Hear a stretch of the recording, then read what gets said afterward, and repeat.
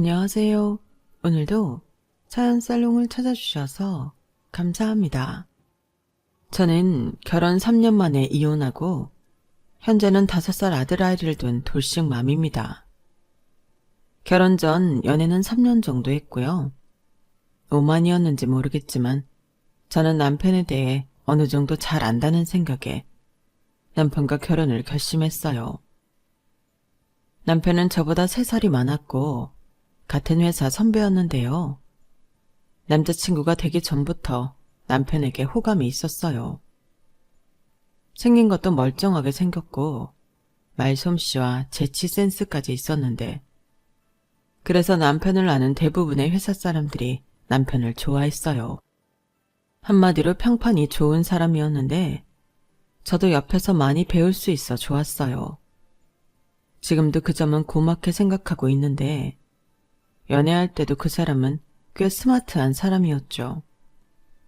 그래서 더 호감이 갔고 이 남자의 여자친구라는 게 뭐랄까 자부심도 있고 좋았는데요. 우리 둘의 시작은 꽤나 특별했어요. 같이 출장을 갔는데 거기서 뜻밖의 남편한테 고백을 받았거든요. 그리고 저는 짝사랑까지는 아니었지만 남편한테 이미 호감이 있었기에 그 고백을 마다할 이유가 없었고 그렇게 저희는 사내 비밀 연애를 시작했어요. 그래서인가 저의 연애는 다른 연애에 비해 스릴도 있고 또 재미있었는데 아니 땡굴뚝에 연기는 절대 안 난다고 비밀 연애를 시작한 지 몇 달 지나지 않아 회사에 소문이 나면서 저희의 비밀 연애는 끝이 났어요. 대신 아주 대놓고 하는 연애가 시작됐는데 저 그때 여직원들한테 부러움과 질투를 한몸에 받았는데요. 그때는 조금 오바해서 제가 연예인을 만나는 줄 알 정도였어요. 그만큼 남편이 인기가 참 많았는데 그래서 제가 더 쓸데없이 우쭐했던 거겠죠. 어지간하면 헤어지기 싫어서 제가 참는 날이 많았거든요. 행여 우리가 헤어졌다고 하면 다음 순서 기다리고 있는 여자가 번호표 뽑고 기다리고 있는 기분이었는데 이렇게 적어보니 제가 참 어리숙하고 어렸네요. 그렇다고 남편이 허우대만 멀쩡하고 개차반인 그런 놈은 아니었어요. 때론 연인인 저를 위해 야근도 같이 해주고 제가 아프면 호들갑을 떨며 병원도 데려가는 사람이었는데 그렇게 꽉 찬 3년을 연애하니 남편이 먼저 프로포즈를 하더군요. 그때를 회상하면 저도 남편도 주변에 결혼하는 사람들이 참 많았어요. 그러면서 자연스럽게 우리는 언제 결혼을 하나 그런 얘기를 종종 했던 적이 있었는데 남편은 그걸 제가 결혼하고 싶다고 신호를 보내는 걸로 알았다 하더라고요. 뭐 신호까지는 아니었지만 저도 다른 사람들처럼 결혼하고 싶은 마음은 당연히 있었죠. 그래서 남편이 프로포즈 했을 때는 기쁜 마음으로 반지를 받았어요. 그리고 이미 연애하면서 2번 남편 집에 인사를 갔던 적이 있었는데 그래서인지 결혼 허락받으러 시댁에 갔을 때도 분위기가 참 좋았더랬죠. 아우 드디어 우리 소영이가 진짜 내 며느리가 되는구나. 나는 어째 네가 내 며느리가 될 것만 같았어. 진짜야? 인상이 너무 좋았거든. 여기 네 시아버지한테 물어봐라. 이 사람이 또 호들갑을 떨어요. 물어볼 것도 없다. 맞아. 내가 증인이야. 하여튼 이제 정식으로 우리 식구가 되는 거니 환영한다. 우리 앞으로 잘 지내보자. 네 아버님, 어머님도 감사해요. 저도 어머니가 제 시어머니가 되신다니 너무 좋아요. 그래? 너도 그러니? 어쩜 우리가 이렇게 마음이 통할까? 여보, 나랑 우리 소영이 꼭 딸이랑 엄마 같지 않아요? 엄마 그만해. 소영이 민망하게. 그리고 엄마가 딸이 없나? 딸이 무려 3명이나 있는데. 넌 왜 갑자기 분위기 좋은데 찬물을 끼얹어? 딸이 있으면 뭐 며느리 예뻐하면 안 돼? 아니 내 말은 오버하지 말라고. 사실 내가 누나가 3이나 있는데 장가는 갈 수 있을까 했잖아. 소영이 안 만났으면 어쩔 뻔했어? 또 그 소리 한다. 소영아, 신우가 셋이어도 너는 걱정할 필요가 없다. 나는 신우이 짓 하는 거 절대 용서 안 하고 우리 딸들은 그런 성격도 아니야. 알아요. 지난번에 한번 봤잖아요. 다들 인상 좋고 좋으시던데. 그래. 그리고 이젠 다 시집가서 출가 외인이잖아. 집에 오라고 해도 지들 살기 바쁘다고 오지도 않아. 지 시댁은 뻔질나게 가면서. 어허, 괜히 왜 예비 며느리 앞에서 우리 딸들 흉을 보나. 시댁에 뻔질나게 가고 싶은 며느리가 어딨나. 부르니까 가는 거지. 그러니까 당신은 소영이 힘들게 뻔질나게 부르지 마. 당신은 말을 해도 나 그렇게 눈치 없는 사람 아니야. 괜히 소영이 앞에서 이상한 소리를 해. 소영아, 걱정하지 마. 그리고 나는 네가 우리 아들이랑 결혼해주는 것만으로도 너무 고마워. 이건 진심이야. 시부모님은 이렇게 저를 며느리로 대환영해 주셨어요. 특히 시어머니가 저를 엄청 좋아하셨는데 나중에 알고 보니 저를 좋아한 게 아니고 자기 아들 데려가줘서 좋아했던 거더라고요. 하지만 저는 그걸 알 턱이 없었고 그저 화목한 집안의 며느리가 되어 좋다고 생각했는데 그 후 결혼 준비도 무난하게 끝났고 결혼식도 무사히 잘 올렸어요. 보통은 결혼 준비하면서 많이 다투고 싸운다고 하는데 저희는 거의 정확하게 반반 결혼을 해서 다툴 일이 없었거든요. 그리고 집은 제가 모아둔 돈이 조금 더 많아 제 이름으로 전세 계약을 하고 남편이 대출금 이자를 조금 더 내는 걸로 합의를 했는데요. 그렇게 지내다 이사를 가면 그땐 대출을 받더라도 공동 명의로 하기로 둘이 약속을 했죠. 그래서 전세 명의가 제 거니 남편이 돈을 조금 더 내니 그런 걸로 다투지 않았는데 나중에 이혼하려고 보니 이게 참 신의 한 수가 되었어요. 그 이야기는 잠시 뒤에 들려드리는 걸로 하고 다시 본론으로 돌아가면 저희 결혼은 나름 순탄하게 시작되었죠. 그런데 확실히 연애와 결혼은 다른 거였어요. 연애는 그저 밖에서 좋은 모습만 보고 헤어지는 건데 결혼은 생활을 같이 하는 거잖아요. 참고로 저는 성격이 매우 깔끔하고 부지런합니다. 나쁘게 말하면 성격이 급하고 집요해서 제 공간이 더러워지는 꼴을 못 봐요. 그런데 남편은 회사에서는 참 깔끔하고 일머리도 있는데 집에 오면 딴 사람이 되었어요. 손 하나 까딱하지 않고 게으른 데다 비위도 좋았는데 이건 뭐 못 참는 사람이 집안일을 할 수밖에 없겠더라고요. 그래서 친정엄마한테 하소연을 했더니 저희 엄마가 뒤로 넘어갈 정도로 웃으셨어요.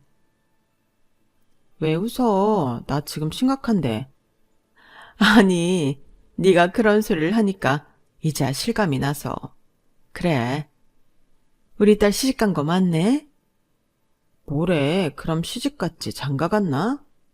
나 진짜 심각하다고. 에휴, 난 또 뭐라고. 원래 남자들 다 그래. 네 아빠는 뭐 처음부터 엄마 도와주고 그랬는 줄 알아? 엄마도 하나하나 다 가르친 거야. 와, 정말? 아들도 아니고 이걸 가르쳐야 한다고? 그래. 그리고 신서방이 그 집 막둥이잖아. 위로 누나가 셋이나 있고. 그럼 손 하나 까딱 안 하고 살았을 텐데. 그게 하루아침에 장가 갔다고 될 줄 알았어? 아무리 그래도 그렇지 성인인데. 그리고 우리 그이 회사에서 일을 잘해. 그게 사회생활이랑은 다른 거란다. 이제 시작이야. 네가 하나하나 가르치고 같이 하자고 해. 또 하다 보면 늘고 익숙해져. 그럼 나중엔 자기 일인 줄 알고 하고. 아빠도 그렇잖아? 그런 거였어? 아니 시어머니는 아들한테 왜 아무것도 안 가르친 거야? 딸이 셋이나 있는데 아들까지? 나라도 굳이 안 그럴 것 같은데. 그런 게 어딨어? 딸이 셋이든 넷이든 같은 자식인데. 집안일이 그렇게 많지는 않거든. 그리고 잘하는 애를 주로 시키지. 못하는 애는 안 시켜요. 어차피 시켜봤자 손만 더 가는데. 저는 친정엄마 말에 속이 답답했어요. 어린 아들도 아니고 다 큰 남자를 일일이 가르쳐야 한다니. 앞으로 같이 살 날이 막막하게 느껴졌는데 그만큼 남편은 정말 손 하나 까딱하지 않는 사람이었어요. 보통 와이프가 힘들고 그러면 설거지라도 해줄 수 있고 청소기라도 돌려줄 수 있는 건데 제가 하라고 해도 그걸 자기가 왜 하냐고 너무 뻔뻔하게 말하더라고요. 아니, 같이 사는 집이고 똑같이 맞벌이 하는데 어떻게 저런 말을 아무렇지 않게 할 수 있는 건지. 그때는 제가 오히려 당황해서 아무 말도 못했어요. 그리고 나중에 아무리 생각해도 이건 아니다 싶어 남편을 붙잡고 이야기를 했는데 집안일은 원래 여자가 하는 거 아니냐며 자기 엄마도 밖에서 일했지만 집안일을 아빠한테 시키지 않았다고 했어요. 아빠도 하지 않은 일은 아들이 내가 할 리가 없고 또 해봤자 잘하지도 못하니까 그냥 자기가 해. 대신 나는 깨끗하네 더럽네 덜 치웠네 그런 소리는 안 하잖아. 아니 그래도 그렇지 일은 똑같이 하는데 누군 집에 오면 쉬고 누군 집에 오면 일해? 싫으면 하지 마. 나는 청소 안 해도 상관없고 밥도 배달시켜서 먹어도 돼. 배달 음식 먹으면 설거지도 안 나오잖아. 뭐? 아무리 그래도 그렇지 설거지하기 싫어서 배달 음식을 시켜 먹어? 그러다 건강 잃으면 그것뿐이야? 식비도 장난 아닐걸? 그럼 어쩌라고. 나는 자기가 하도 뭐라고 하니까 해결안을 제시했을 뿐이야. 선택은 자기가 하는 거지. 그리고 요즘 샐러드도 배달될걸? 정말 말이나 못하면. 저는 남편의 말 같지도 않은 해결안을 듣고 어이가 없어서 그날은 일부러 한마디도 하지 않고 화난 티를 팍팍 냈어요. 하지만 그것도 소용이 없는 게 남편은 제가 아무리 토라져 있어도 신경을 쓰지 않더라고요. 그도 그럴 게 저희 남편은 심각한 겜돌이었는데 그건 결혼 전에도 알고 있었지만 저렇게 죽자 살자 게임만 하는 인간인 줄은 몰랐어요. 그러니 회사에 있는 남편과 집에 있는 남편은 180도 다른 인간이었는데 너무 혼란스러웠죠. 그리고 몇 번을 같은 이유로 싸워도 성질 급하고 더러운 거 못 푸는 제가 늘 지는 싸움이었는데 한 6개월 정도 그랬을까요? 결국엔 제가 지쳐서 그냥 두 손 두 발 들고 말았어요. 어차피 식구가 많은 것도 아니고 남편이 뭐라 지적하는 것도 아닌데 뭐하러 나 혼자 이러고 있나. 그만하고 싶더라고요. 그렇게 저도 제 살 길 찾아 남편한테 더는 집안일 좀 같이 하자는 소리를 하지 않게 되었는데 그러니 남편과도 트러블 없이 지낼만 하더라고요.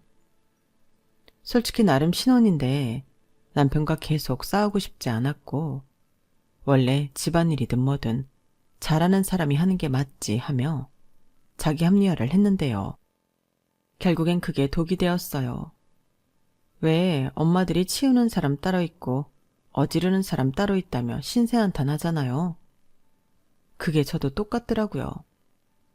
남편은 들어오면 양말부터 꼭 자기 흔적을 남겼고 음료수를 마시던 과자를 먹던 걸 제때 치우는 법이 없었는데 자고 일어나면 거실이 난리가 나 있었어요.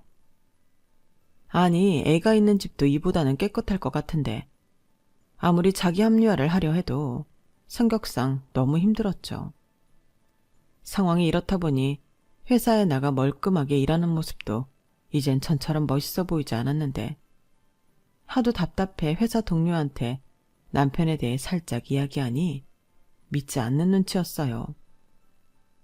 에이 설마 소영씨가 과하게 깔끔하잖아. 그러니 소영씨 눈에는 성에 안 차는 건 당연하지. 그건 아마 어지간한 남자들은 마찬가지일걸? 아니라고요. 정말 손 하나 까딱 안 해요. 워낙 귀하게 자라셔서 시어머니가 아무것도 안 시켰다고 하더라고요. 어머 정말? 신과장 진짜 왕자님이었네. 원래 왕자랑 살면 공주 아니고 무수리가 사는 거야. 그냥 잘난 남자랑 사는 대가라고 생각해. 자기 결혼할 때 뒤에서 배 아픈 사람 여럿 있었다. 그건 소영 씨도 알지? 이렇듯 제 마음을 알아주는 이는 한 명도 없었는데 하도 주변에서 제가 지나친 거라고 하니 어떤 날은 내가 정말 예민하고 이상한가 하는 생각도 들었어요. 그래서 정말 남편이랑 잘 지내보려고 이 생각 저 생각하며 좋은 쪽으로만 생각하려고 했는데 이 남자가 나중에는 걸핏하면 저를 시켜 먹더군요. 자기야, 미안한데 나 물 좀. 물? 자기가 가서 정수기에 따라 마셔. 에이, 좀 해주라.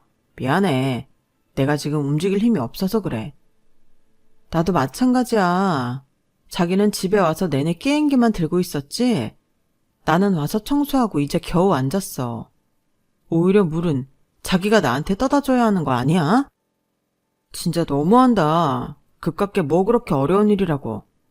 나야말로 어려운 일도 아닌데 그런 것까지 나를 부려먹어? 부려먹다니 그깟 물 좀 달라는 게 진짜 서운하다. 이렇게 사소한 것부터 물건 찾는 것까지 전부 저한테 해달라고 했는데 누군가는 그깟 거 해줄 수 있지 뭘 그러냐고 할 수도 있겠지만 이게 하루에도 수십 번이 되면 누구든 짜증이 날 거예요.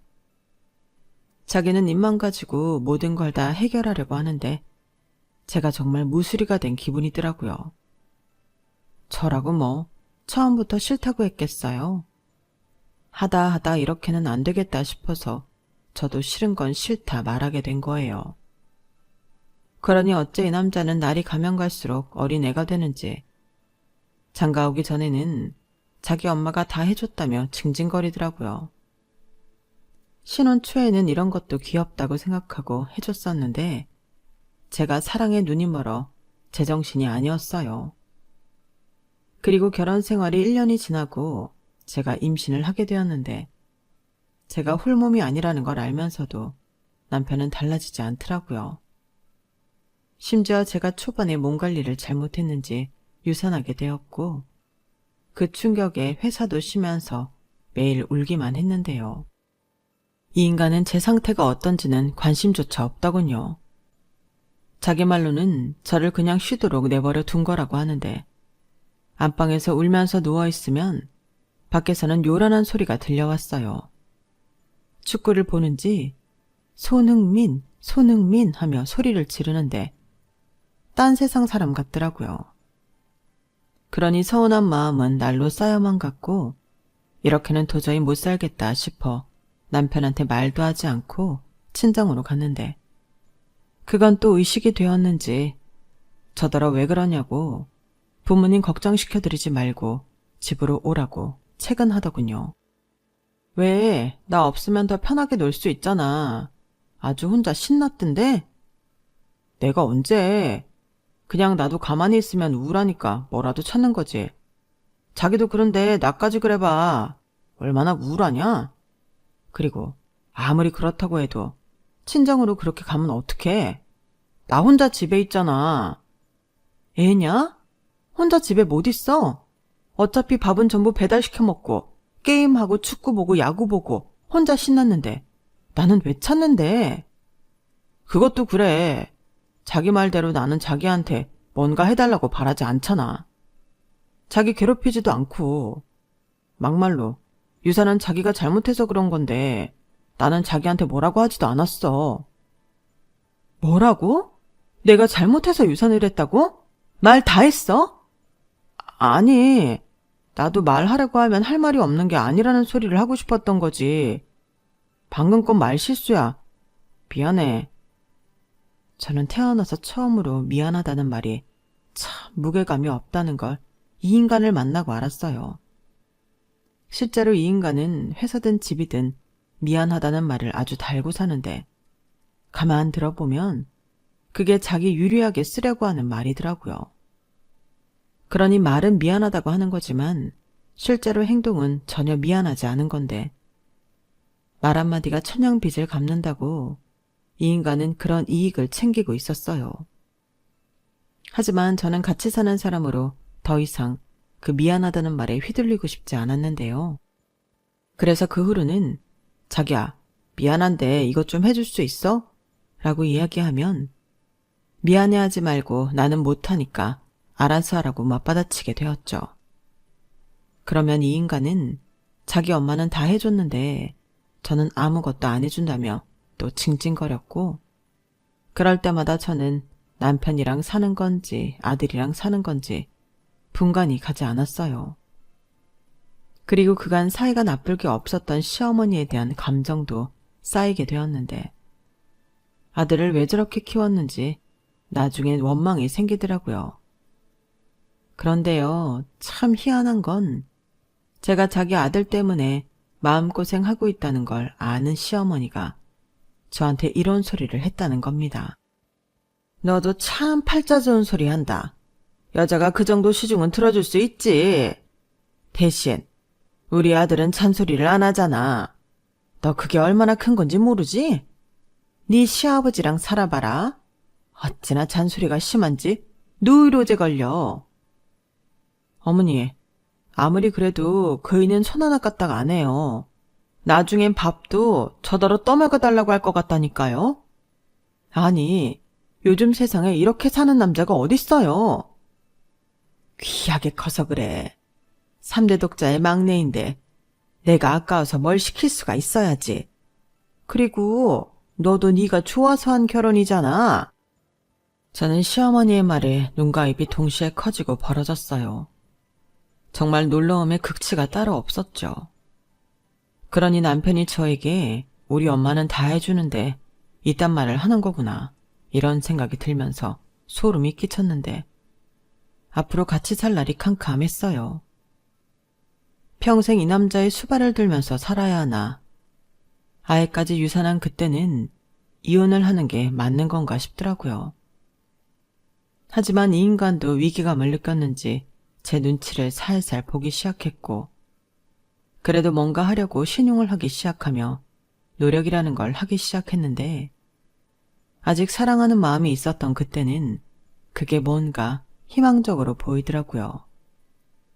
그리고 몇 달이 지나지 않아 저는 감사하게도 또다시 임신을 하게 되었고, 그때는 더 조심하며 임신 기간을 보냈는데 조산을 하긴 했지만 아들을 낳았어요.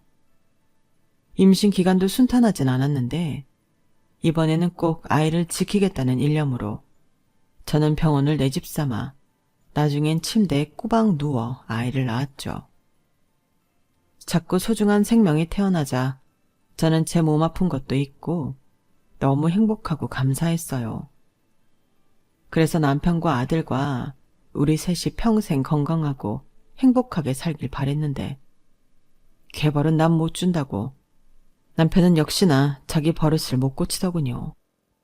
그리고 제가 태어나고 조리원에 있다 아이와 함께 집에 돌아와 초보 엄마로 정신없이 육아를 하고 있는데도 남편은 자기는 무섭다며 육아를 함께하지 않았어요. 누가 보면 저 혼자 애를 낳아 데리고 온 것처럼 남편은 아이가 울면 짜증을 냈는데 이 인간은 부성에도 없는 건가? 너무 싫더라고요. 게다가 아이 보느라 잠도 제대로 못 자고 밥도 제대로 못 먹는 걸 알면서 육아휴직을 하고 있는 저에게 회사의 안간이 부럽다고 했는데 내가 저딴 인간을 왜 좋아해서 결혼까지 했을까? 지난날이 한탄스러웠어요. 저는 제가 사람 보는 눈이 제법 있다고 생각했거든요. 심지어 회사에서 일 잘하고 평판 좋은 허우대 멀쩡한 남자랑 결혼했으니 내 인생은 다른 여자들이 부러워할 거라고 자만했던 지난날의 제가 아주 우습기 그지없었는데 내가 전생에 무슨 죄를 지어 이러고 사나 싶었어요. 그러던 어느 날이었죠. 가뜩이나 오만정이 떨어진 이 인간이 무슨 게임을 중고거래하기로 했다며 갓난 애를 두고 저더러 대신 나가서 받아오라고 심부름을 시키는 게 아니겠어요? 저는 정말이지 이 인간이 제정신인가 싶어 그날은 완전히 뚜껑이 열려버렸어요. 뭐라고? 중고거래? 너 돌았냐? 무슨 말을 그렇게 해. 좀 해줄 수도 있잖아. 나는 회사 가야 하는데. 그래서 나는 집에서 놀아? 아니, 애랑 둘이 있으면 노는 거랑 다르지 않지. 애기 잘 때 잠깐 근처에 나갔다 올 수 있잖아. 생각이 있는 사람이야? 갓난애를 집에 혼자 두고 나더러 중고거래를 하고 오라고? 우리 아파트까지 오기로 했어. 그냥 코앞에 잠깐 나갔다 오는 건데 그것도 못해? 그럼 아예 우리 집 현관 앞까지 오라고 해. 그럼 내가 물건만 받아 놓을게. 에이, 그렇다고 어떻게 집까지 오라고 하냐. 그 사람이 어떤 사람인 줄 알고. 도대체 이 인간은 무슨 생각으로 사는 걸까요? 저런 말을 하는 거 보면 그래도 아예 정신이 없는 사람은 아닌 것 같은데. 갓난아이를 두고 아파트 단지까지 나가서 물건을 받아오라니. 저는 남편의 상식을 이해할 수 없었어요. 그리고 더 대박은 다음날 눈을 뜨니 남편이 일찍 회사에 갔는지 집에 없었는데요. 알고 보니 집을 나간 거였어요. 자기가 저 때문에 못 살겠답니다. 아이가 태어나고 자기는 완전 뒷전이 되었고 자기가 뭐라도 부탁하면 제가 불같이 화를 낸다며 저 같은 무서운 여자랑은 못 살겠다고 했는데 당분간은 자기 부모님 집에서 지내겠다고 하더라고요. 전에 너도 친정에 가지 않았냐고 자기도 똑같이 하겠다고 했는데요. 아니 이게 말이 되는 소린가요? 가뜩이나 익숙하지 않은 육아 때문에 삶의 질이 말도 못하게 낮아진 저를 두고 자기는 토라져서 자기 부모님 집으로 가다녀. 그리고 제가 중고거래 심부름을 해주지 않아 자기가 욕을 먹었다며 제 탓을 했는데 그냥 남편이 집을 나간 김에 영원히 쫓아내는 게 낫겠다는 생각이 들었어요. 그러면서 신기하게도 그동안 감정적으로 휘둘렸던 제 머릿속이 차분하게 이성적으로 돌아가기 시작했는데 더 이상 저런 인간을 남편이랍시고 또 내 아이의 아빠랍시고 상대할 필요가 없겠다고 판단했어요. 정말이지 자기가 그렇게 나오면 제가 겁이라도 집어먹을 줄 알았나 본데 이번 기회에 얼씨구나 잘됐다. 이참에 본때를 보여줘야겠다고 생각했어요. 제가 전에 친정에 갔을 때도 그렇고 저는 아쉬울 게 하나도 없거든요. 심지어 눈에 가시 같았던 인간이 사라져서 더 편하고 좋았는데 어디 한번 너 하고 싶은 대로 해보라고 내버려 뒀죠. 그러자 이번엔 시어머니가 안달이 나서 저에게 연락을 하셨어요. 그렇게 제가 며느리가 되어 좋다고 하시던 시어머니는 제가 당신 손자를 낳고 고생하는 걸 뻔히 알면서도 모른 척을 하셨는데 장가간 아들이 대뜸 집에 돌아와 자기한테 이거 해달라 저거 해달라 하니 그 화살을 저에게 돌리셨어요. 아니 부부싸움을 하려면 니들이 니들 집에서 알아서 해야지. 이게 뭐냐? 왜 가만히 있는 나까지 힘들게 해? 어머니, 저한테 왜 그러세요? 저는 집에 가라고 등 떠민 적 없어요. 너도 그렇다. 애가 꼬라지가 나서 집을 나왔으면 살살 구슬려서 들어오라고 해야지.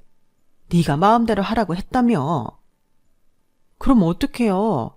자기가 저 싫다고 나갔는데 제가 뭐 들어오라고 빌기라도 할까요? 어머니, 저희가 왜 싸웠는지는 알고 저한테 전화하신 거예요?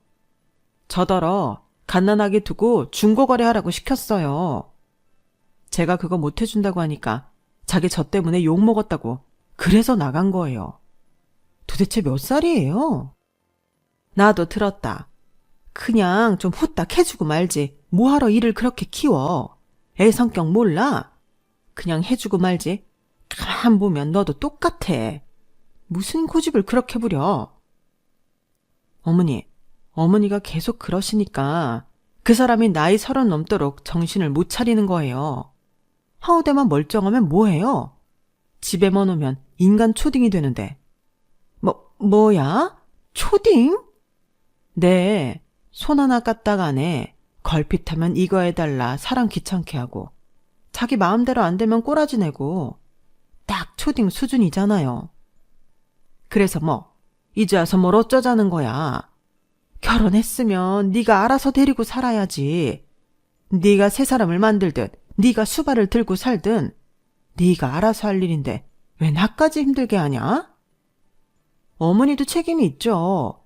그렇게 아들을 키웠는데 제가 무슨 수로 새 사람을 만들어요? 저는 못해요. 그리고 그 인간이 나간 김에 저 그냥 헤어지려고요. 뭐라고? 헤어진다고? 네가 진짜 미쳤구나. 안 미치려고 그러는 거예요. 어머니 아들이랑 살면 저 정말 미쳐서 정신병 걸릴 것 같거든요. 어머니도 아시잖아요. 출산하고 제가 제정신일 수 있어요? 그렇다고 누가 도와주는 것도 아닌데. 그런 건 원래 친정 엄마가 하는 거야. 왜 너는 니네 엄마한테 할 말을 나한테 하니? 그러게요. 지금이라도 친정 부모님 도움 받아서 저 혼자 우리 아들 키우면서 잘 살아볼게요. 그러니까 어머니는 그렇게 키운 어머니 아들 평생 끼고 사세요. 너 정말 이럴 거야? 내가 너한테 얼마나 잘해줬는데? 저도 얼마나 어머니한테 잘했는데요. 얘가 정말 한마디도 안 지고, 너, 니네 집에서 어른한테 그렇게 댐비라고 배웠니? 네, 저희 집에서 어디 가서 부당하게 당하고 살지 말라고 가르쳐 주셨어요.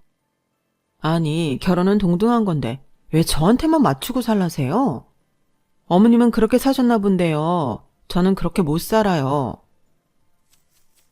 생긴 게 순하게 생겨서 그런 거 잘할 줄 알았더니 이제 보니 생긴 거랑 딴판이네.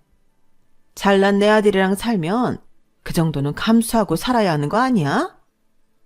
글쎄요. 저도 어디서 빠지는 건 없어요. 그럼 그렇게 아시고 어머니 아들 이따가 퇴근하면 이혼 서류에 도장 찍을 준비하라고 전해주세요. 저는 그렇게 말하고 일방적으로 전화를 끊었어요. 어차피 계속 핸드폰을 들고 있다고 해서 서로 좋은 소리 나올 일이 없으니 그냥 앞으로는 오는 전화도 받지 말자 생각해 번호도 차단시켜버렸는데 그제야 남편 놈이 쫄렸는지 바로 짐 싸서 집으로 기어들어왔어요. 물론 집 안까지는 들어오지 못했죠. 제가 비밀번호를 바꿔버렸거든요. 그러자 밖에서 쿵쿵거렸고 그 소리에 아기가 놀래 경기를 하며 울기 시작했는데 저는 경찰에 신고하겠다고 소리를 냅다 질러버렸어요. 그러자 그 인간이 전화를 걸어 미안하다고 사과를 하더군요. 왜 갑자기 마음에도 없는 사과를 해? 아니, 내가 생각을 해보니 내 생각만 한 것 같더라고. 자기도 애 보느라 힘든데 미안해. 내가 앞으로는 많이 도와줄게. 남의 애니? 도와주게? 됐고, 나는 이미 마음 정했고 조만간 이혼 서류 보낼 테니까 도장 찍어. 애는 앞으로 계속 내가 키울 거고 매달 양육비 100만 원씩 청구할 거야. 무슨 개소리야. 내가 왜 100만 원씩 줘야 하는데? 그래? 그럼 어디 법으로 해보자. 그리고 이 집은 어차피 내 앞으로 되어 있는 거고 자기가 낸 만큼 내가 현금으로 입금할게. 그럼 됐지? 어차피 반반 결혼이라 나눌 것도 집 말고는 없잖아. 아니, 누구 맘대로? 조만간 당신은 내가 볼펜 한 자루 남기지 않고 자기 집에 보낼 테니 염려 말고 내용 증명이랑 소장 보낼 테니 당신도 준비해. 정말 이럴 거야? 내가 뭘 잘못했어? 바람을 피웠어? 도박을 했어? 술 마시고 행패를 부렸어? 나는 이혼당할 이유가 하나도 없어. 그래? 꼭 그런 개차반 같은 이유가 있어야 이혼한다고 생각하는 거야? 그러니까 그렇게 지 잘못도 모르고 뻔뻔했던 거구나? 아니, 그렇게 살 거면 이혼하고 편하게 살지 왜 나랑 살려고 그래? 아, 손 하나 까딱하지 않으려고? 왜? 니네 엄마는 다 해준다며. 가서 니네 엄마랑 살아. 아니, 그건... 남편은 끝내 할 얘기가 없는지 제대로 말을 못했어요. 그런 남편을 보고 어찌나 통쾌하든지. 그게 너의 문제라고. 저는 마지막 쐐기를 받으며 전화를 끊었는데 사실 그동안도 이혼하기 위해 여기저기 알아보고 물어보고 나름 준비를 하고 있었거든요.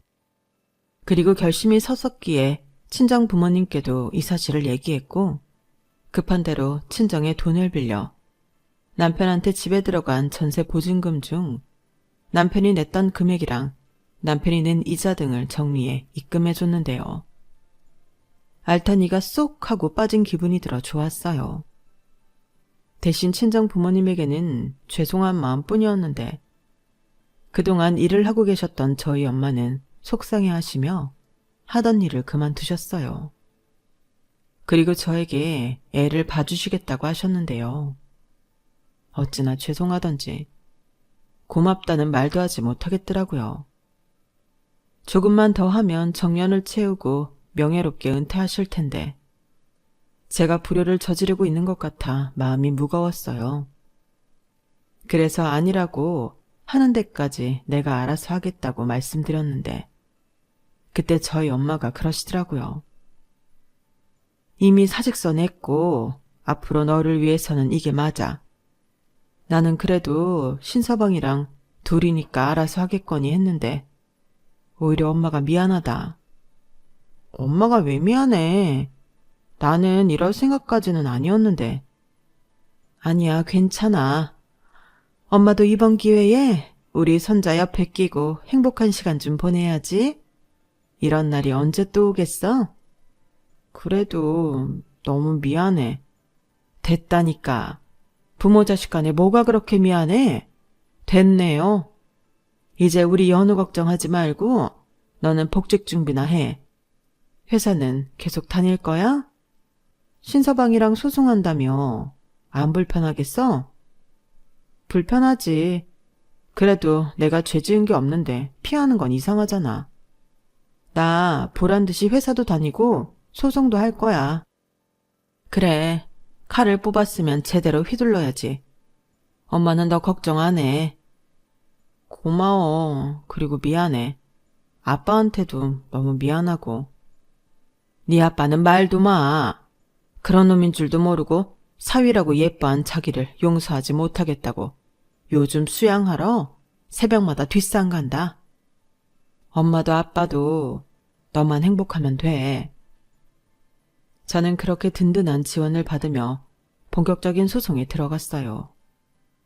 소문이라는 게 어찌나 무섭던지 제가 복직하니까 별 이상한 소리를 다 들었는데요. 남편님이 벌써 지가 유리한 쪽으로 소문을 내고 다녔더라고요. 자기는 저를 너무 사랑하는데 제가 아이 낳고 히스테리에 산후 우울증까지 와서 아무런 책임도 없는 자기한테 이혼하자고 했다고 저를 정신병자로 만들어놨는데 눈에는 눈, 이에는 이. 소문은 소문으로 잠재워야지 그게 맞잖아요.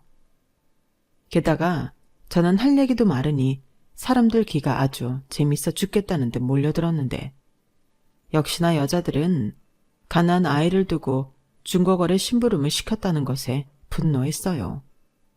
물론 믿지 않는 사람들도 있었는데 그러거나 말거나였죠.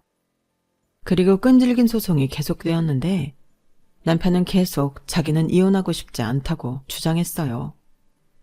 그래서 제가 이혼하지 않으려면 정확히 집안일 반반, 육아 반반에 자기 일은 자기가 알아서 하는 걸로 구체적인 대안을 제시했는데 그 인간이 판사님 앞인데도 그런 게 어딨냐며 자기는 못한다고 하더군요.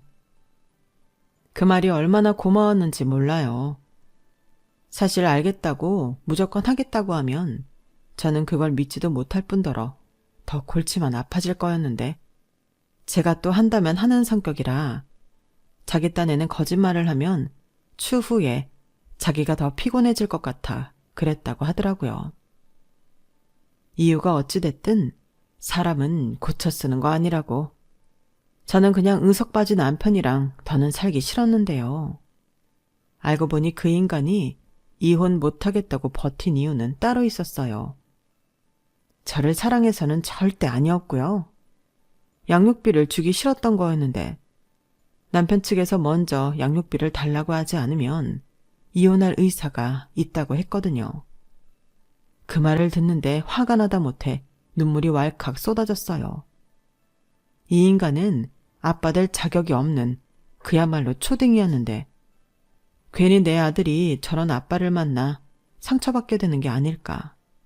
제가 너무 미안했어요.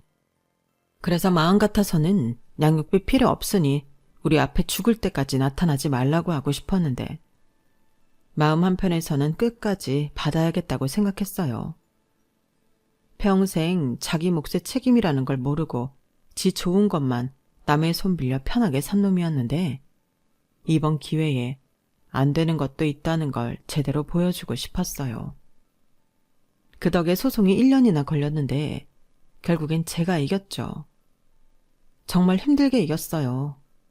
대신 저는 뭐 하나 양보한 게 없었는데 남편은 양육비를 깎아달라고 저에게 호소했지만 제가 미쳤나요? 제 아들 돈을 제가 왜 깎겠어요? 그리고 소송할 때는 아무 소리 안 하고 있던 시부모님이 자기 핏줄 어쩌고 하면서 아이를 내놓으라고, 그리고 양육비는 네가 주라고 하셨는데 저는 아빠 같지 않은 남편한테 애를 줄 수 없다고 딱 잘라 거절했어요. 아무리 소송이 길었어도 남편은 자기가 아들을 키우겠다고 단 한 번도 말하지 않았거든요. 그런데 뭘 믿고 제가 아들을 보낼 수 있나요? 저는 절대 못 준다고 하려거든 법으로 하라고 했네요. 그러자 시부모님은 거기까지는 엄두가 나지 않는 건지 별다른 연락이나 소식이 없었는데 그렇게 소송이 끝나니 회사에서도 제 말이 다 맞았다며 남편을 외면하기 시작했어요. 그러게 왜 없는 소리는 하고 다녀서 자기 무덤을 파는지. 저는 그 후 보직 변경을 신청해 다른 부서로 옮기게 되었는데 아무리 제가 다른 부서로 이동을 한들 소문은 끝나지 않았죠. 그리고 일부러 저는 아무런 대응도 하지 않았어요. 애당초 저는 거짓말한 게 없었고 누구보다 이혼이 부끄럽지 않았기에 상관없었는데 남편은 아니었나 보더라고요. 제가 부서 이동하고 한 5개월 정도 됐을까?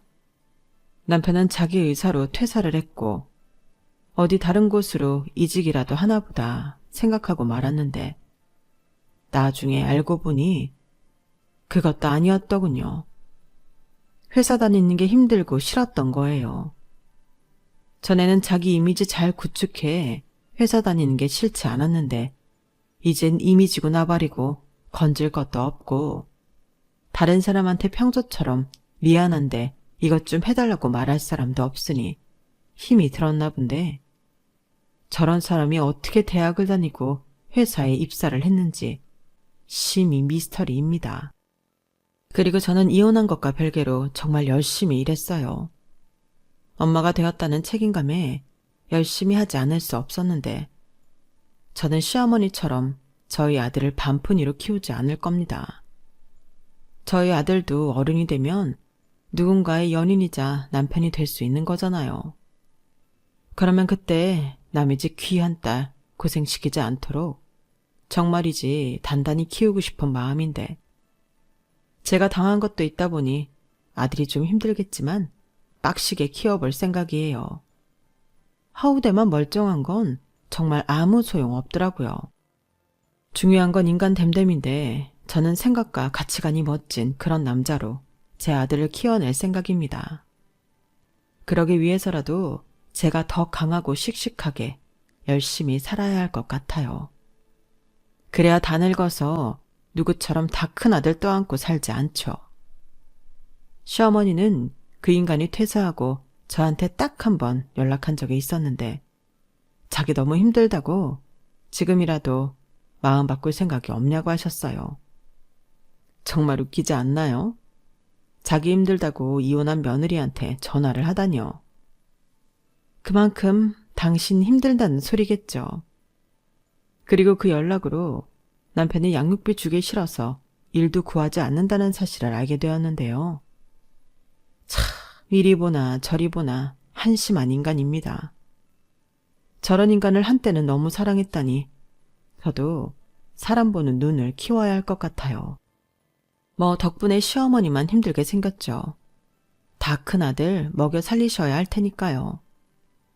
아니 어쩌면 지금도 그 아들이 당신의 노후 자금을 갉아먹고 있을 텐데 부디 지금의 과오가 당신들이 오냐오냐 떠받고 아들을 키운 대가라는 사실을 아셨으면 좋겠네요.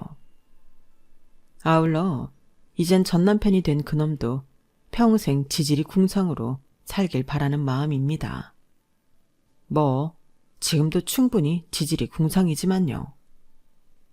제 사연은 여기까지였어요. 현재는 워킹맘으로 정신없이 바쁜 생활을 하고 있지만 날로 날로 한 뼘씩 자라는 아들을 볼 때면 너무 행복합니다. 작게 태어나 늘 걱정이 많았는데 엄마 걱정하지 않도록 잘 커주는 우리 아들이 평생 무탈하고 행복했으면 좋겠어요. 그럼 지금까지 제 사연 들어주셔서 감사합니다. 늘 여러분 곁에는 좋은 일만 함께 하시길 진심으로 바라며 안녕히 계세요. 여러분, 사연 댓글에 응원과 현명한 조언 부탁드려요. 좋아요와 구독은 저에게 큰 힘이 됩니다. 오늘도 좋은 일 가득하세요.